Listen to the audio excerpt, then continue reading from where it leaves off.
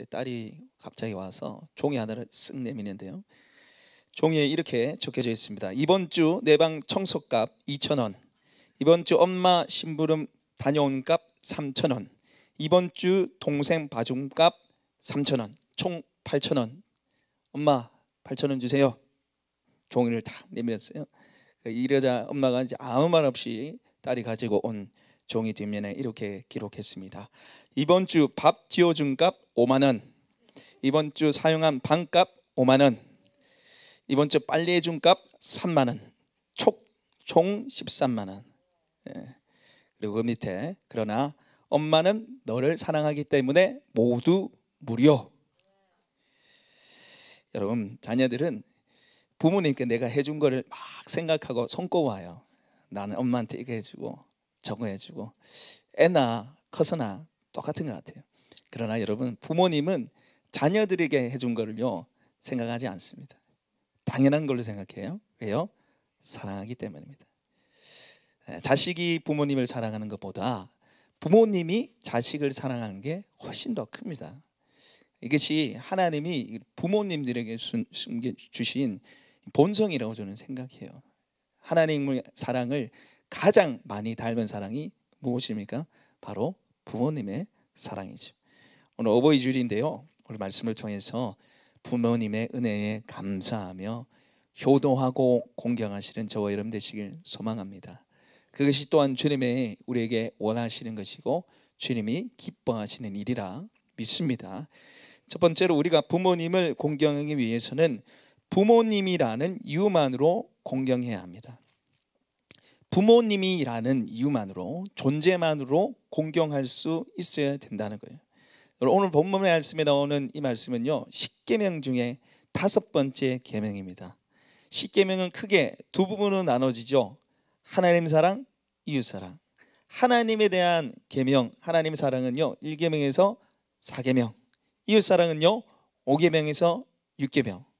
1계명에서 4계명, 자 접으십시오. 자 1계명에서 4계명, 이거 하나님께 대한 거는요, 하나님을 어떻게 예배할 건가, 하나님을 어떻게 섬길 것인가에 대해서 나와 있죠. 5계명에서 10계명은 이제 이웃에 대한 이야기인데, 이웃을 어떻게 사랑하는가에 대해서 나오는데, 이웃을 이야기할 때 제일 첫 번째 나오는 게 뭐예요? 부모님이에요. 부모님. 내 부모를 공경하라. 여러분, 이 공경이라는 단어가 히브리어로 보면요, 단어라는 뜻이 갑자기 기억이 안 나네요. 잠시만요.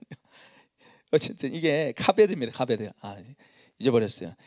카베드라는 단어인데, 이 무겁게 여기다라는 뜻이에요. 무겁게 여기다. 무겁게 여기라는 뜻이 뭐냐면 중요하게 여기라는 거예요. 그러니까 하나님께서 우리에게 주신 이 십계명, 인간들과의 관계에 있어서 제일 중요하게 여겨야 할 분이 누구라는 거예요? 부모님이라는 거예요. 부모님. 하나님 다음으로 제일 중요한 존재가 누구라는 거예요? 부모님이라는 거예요. 그래서 그 부모님을 공경하고 사랑하라는 거죠. 그런데 여러분, 오늘 말씀해 보시면은 부모님을 공경함에 있어서 어떤 조건이나 요건이 등장하지 않습니다. 그저 부모님이라는 사실 하나로 공경하라는 거죠. 내 부모님께서 너에게 상처를 줬어도 공경하라는 것입니다. 너를 잘 대해주지 않아도 공경하라는 것입니다. 학벌이 좀 좋지 못해도 공경하라는 것입니다. 내 부모가 가난해도 공경하라는 거예요. 심지어 하나님을 모르고 하나님을 믿지 않더라도 어떻게 해요? 공경해야 됩니다.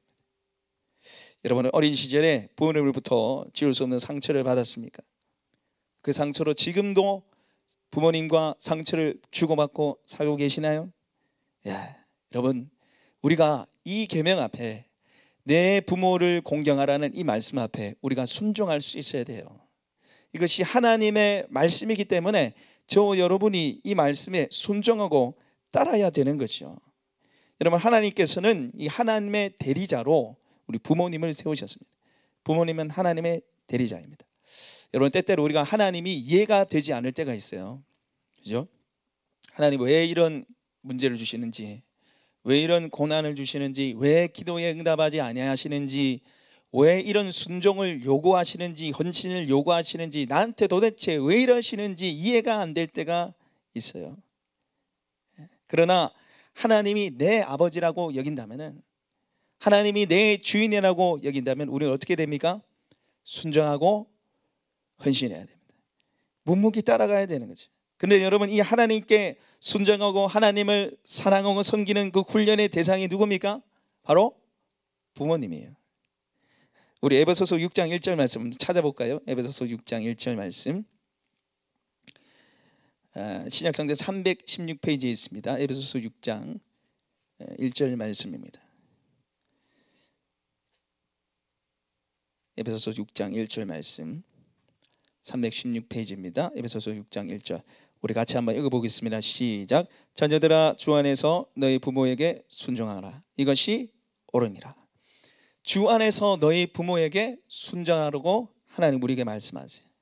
자녀들아, 주님 안에서 너희 부모님에게 순종하라. 이것이 옳으니라. 이것이 마땅한 것이라는 거죠.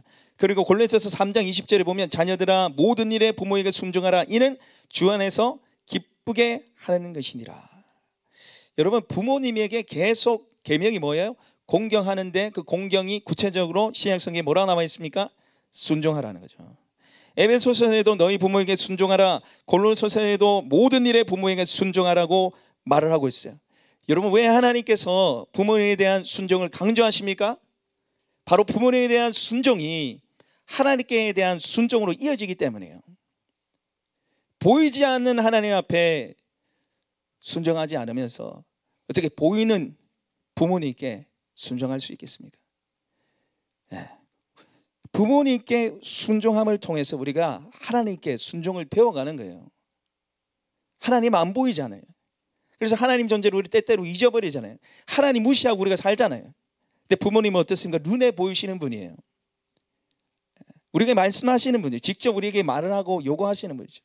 모든 것을 다 순종하라는 것이 아닙니다. 신앙에 관련된 말씀에 벗어난 이야기를 한다면 우리는 순종하지 말아야 되죠. 그래서 주 안에서라는 단어가 붙는 거죠. 주 안에서 너희 부모에게 순종하라. 그러나 그것이 아니라면은 듣고 순종해야 되는 것입니다. 그 순종을 통해서 누구의 앞에 순종할 수 있어요? 하나님 앞에 순종할 수 있어요. 부모님의 권위를 인정할 때 우리가 누구의 권위를 인정할 수 있어요? 하나님의 권위를 인정할 수 있어요. 하나님이 세우신 권위잖아요. 교회의 권위 앞에 여러분 순종할 수 있어야 됩니다. 그래야지 누구 앞에 순종할 수 있어요? 하나님 앞에 순종할 수 있어요. 보이는 교회의 권위 앞에 순종해야지 보이지 않은 하나님께도 순종할 수 있는 것이죠. 그래서 여러분, 때때로 우리 부모님이 이해가 되지 않을 때가 있어요. 왜 저런 말 하실까? 왜 나에게 이런 상처를 주실까? 그때라도 우리는 어떻게 돼요? 순종하고 공경해야 됩니다. 그 훈련들을 통해서 우리가 누구한테 공경하고 순종할 수 있어요?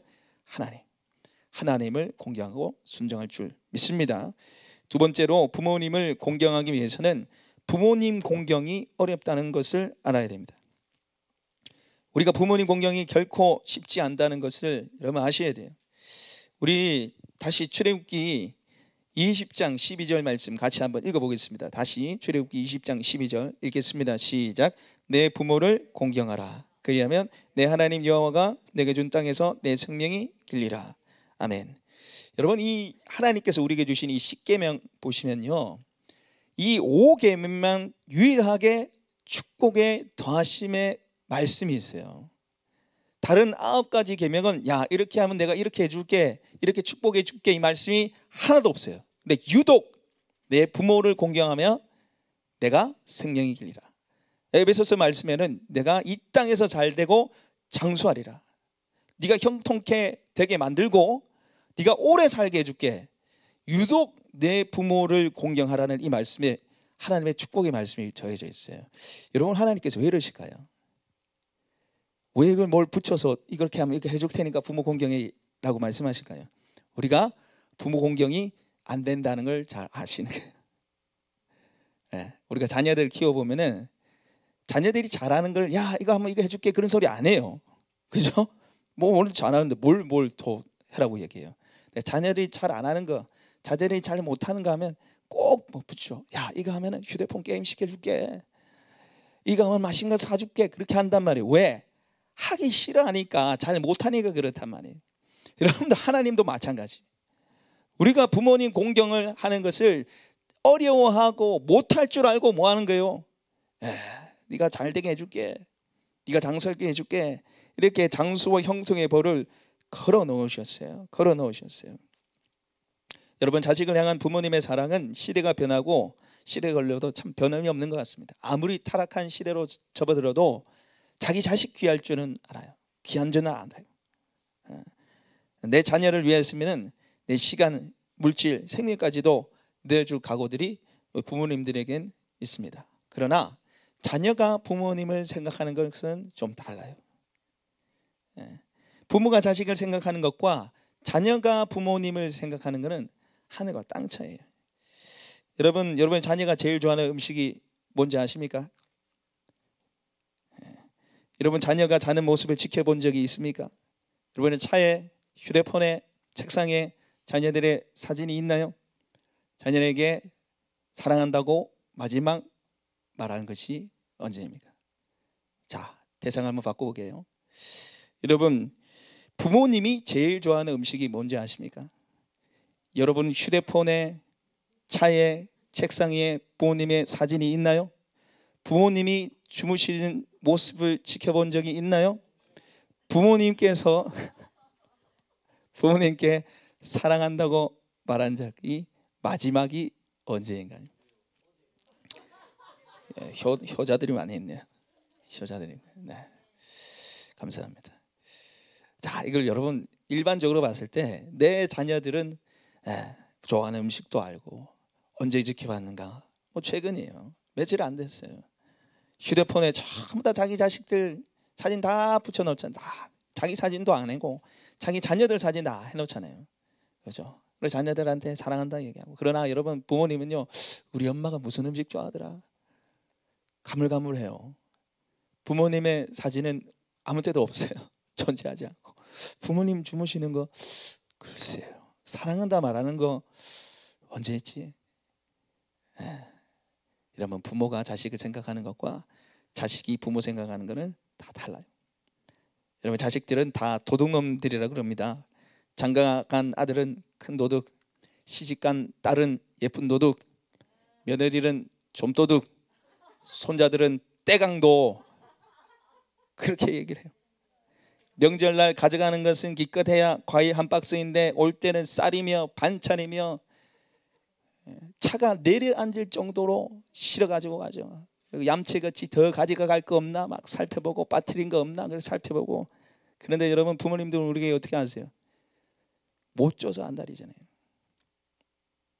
더 못 줘서 안달이잖아요. 더 퍼주지 못해서 안달인 것이 바로 우리 부모님입니다. 여러분, 그래서 우리는 부모님의 사랑과 헌신을 잊지 말아야 됩니다. 마음속 깊이 간직하고 그것을 할 때 우리가 효도할 수 있고 공경할 수 있는 거지.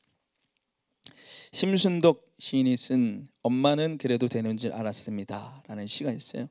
제가 목회자 칼럼에도 실어놨는데 제가 한번 읽어드릴게요.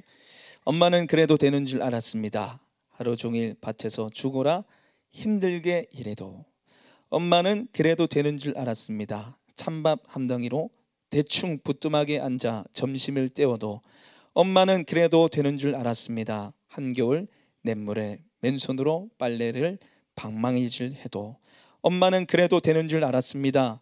배부르다 생각 없다 식구들 다 먹이고 굶어도. 엄마는 그래도 되는 줄 알았습니다. 아버지가 화내고 자식들이 속썩여도 전혀 끄떡없는. 엄마는 그래도 되는 줄 알았습니다. 외할머니 보고 싶다 보고 싶다 그것이 그냥 녹두리인 줄만.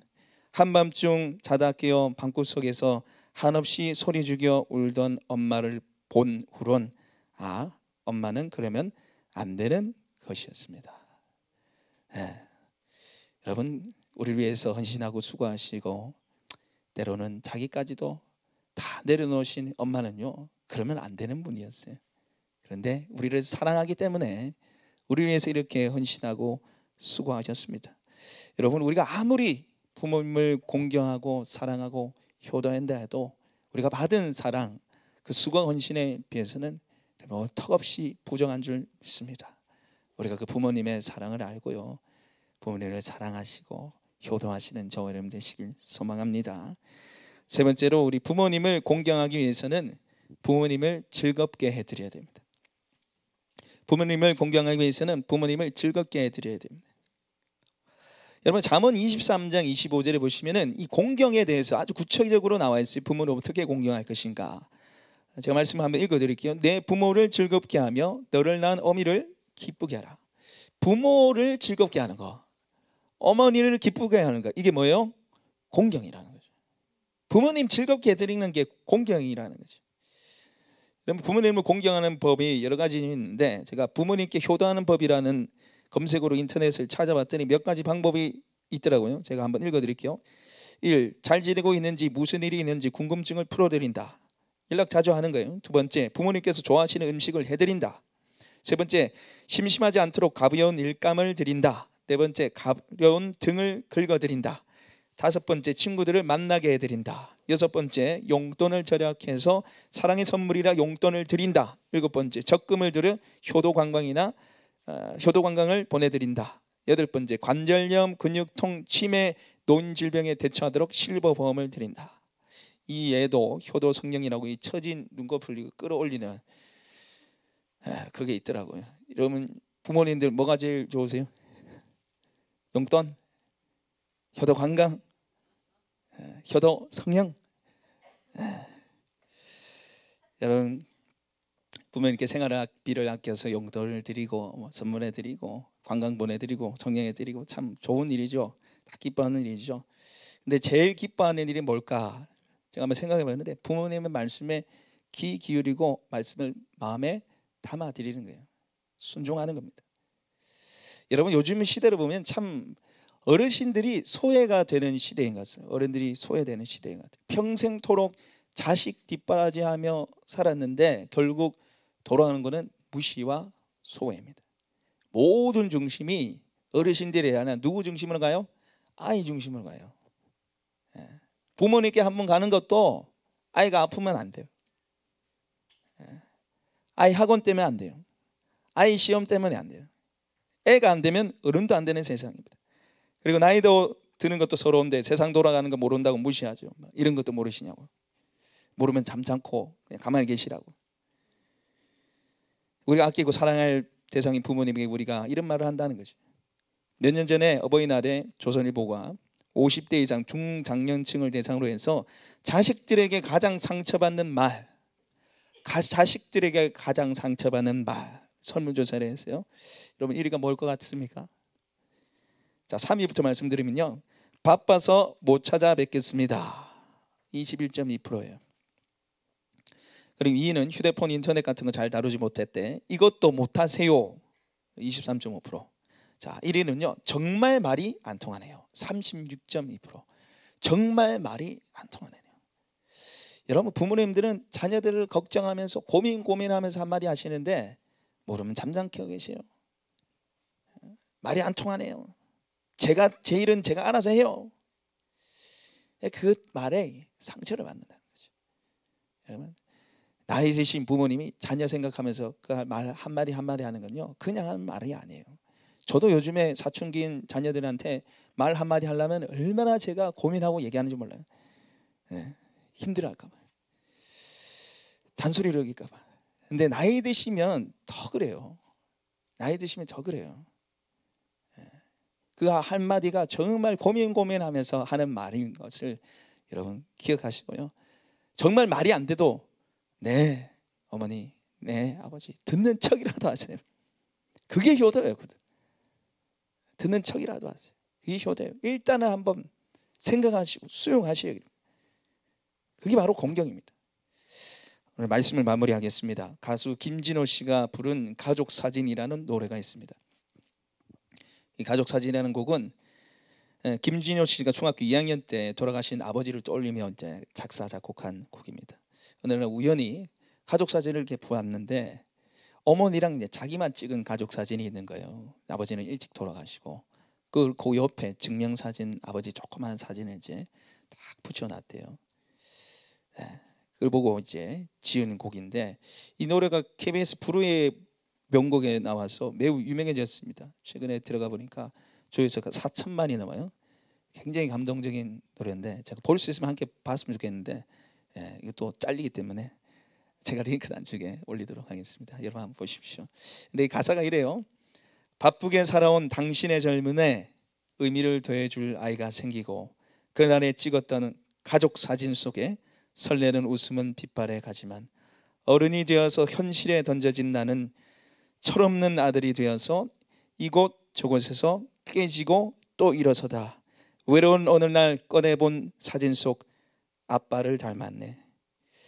내 젊은 어느새 기울어 갈 때쯤 그제야 보이는 당신의 날들이 가족 사진 속에 미소 띈 젊은 우리 엄마 꽃 피던 시절은 나에게 다시 돌아와서 나를 꽃 피우기 위해 걸음이 되어버렸던 그을린 그 시간들을 내가 깨끗이 모아서 당신의 웃음꽃 피우길. 나를 꽃 피우기 위해 걸음이 되어버렸던 그을린 그 시간들을 내가 깨끗이 모아서 당신의 웃음꽃 피우길. 노래를 부르고 나서 많은 사람들이 울었어요. 김진호 씨가 마지막 멘트에 이런 얘기를 합니다. 여러분, 사랑하는 사람들 웃음꽃 피울 수 있는 지금을 사실 수 있는 지혜가 있길 소망합니다. 사랑하는 사람들 웃음꽃 피울 수 있는 지금을 사실 수 있는 지혜가 있길 소망합니다. 여러분, 세상에서 가장 미련한 사람은 누굽니까? 미루는 사람이에요. 미루는 사람이에요. 미루고 미뤄서 기회를 놓치는 사람입니다. 사랑하는 우리 부모님들은 우리를 기다려주지 않아요. 그런데 우리는 어떻게 합니까? 미루고 미룹니다. 학생 때는 돈이 없어서 공부해야 되니까 대학생이 되면 돈이 없으니까 취업이 되면 결혼 자금 모아야 되니까 결혼을 하면 자녀들 교육비, 자녀들한테 돈이 많이 들어가니까 부모님 챙기고 효도하는 것을 계속 미루고 미뤄요. 그리고 미루고 미루다 보면은 부모님은 안 계세요. 부모님은 돌아가시고 맙니다. 여러분, 큰 거 하려고 하지 마시고요. 오늘 지금이라는 이 시간 속에 부모님 공경하시기 바랍니다. 전화 한 통이라도, 따뜻한 말 한마디라도 부모님을 사랑하시고 효도하시는 저와 여러분 되시길 소망합니다. 이 시간에 함께 노래 부르고 기도했으면 좋겠는데요.